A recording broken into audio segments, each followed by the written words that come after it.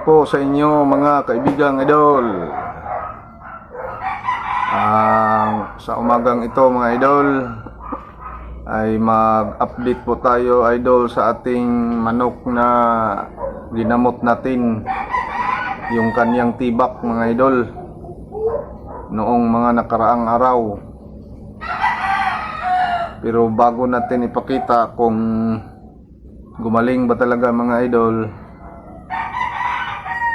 yung mga hindi pa nakasubscribe mga idol, mag-subscribe na kayo mga idol.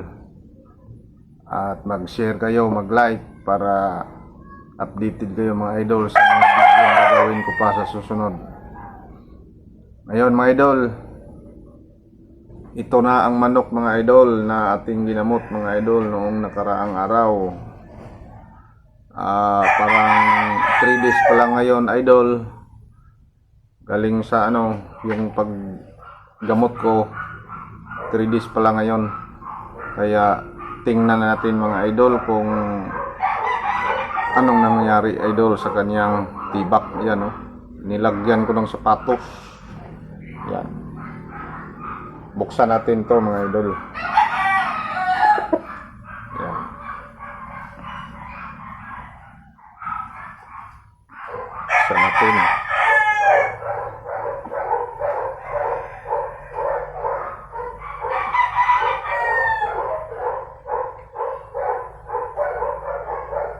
Ayan na mga idol.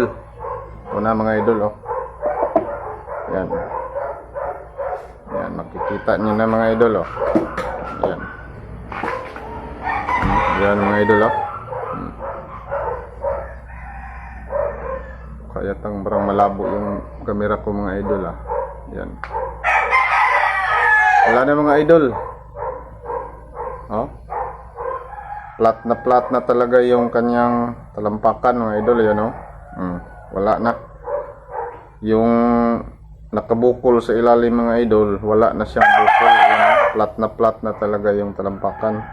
Sa kabila ganun din 3 days pa lang idol. Yan.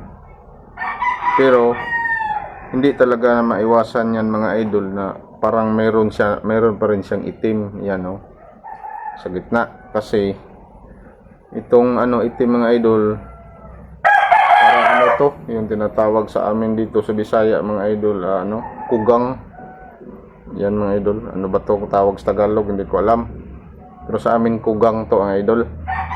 Pero wag lang kayong mag-alala mga idol kung meron pa rin yung itim, kasi habang tumatagal mga idol, hayaan nyo lang yan, matatanggal rin yan hanggang sa magplat na, mawala na yan. Lalo na kung mga idol, ilagay nyo sa itong manok, ilagay nyo sa talian na may Carabao grass, may damo, mga damo, matatanggal yan, kusang matatanggal lang yan mga idol. Wag nyo lang wag nyo lang pilitin na tanggalin yan. Hayaan nyo lang yan mga idol. Plat na talaga. Wala na, hindi na siya masasaktan mga idol. Wala na.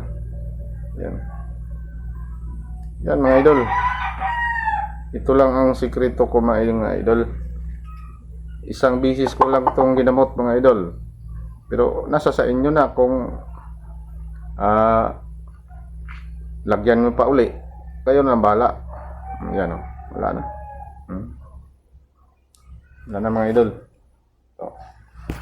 Ibalik ko na to mga idol sa kanyang talian para matatanggal na tong ito, kasi pag umuulan, umaaraw, parang malamigan to, usa lang yung matatanggal talaga yung may itim sa gitna.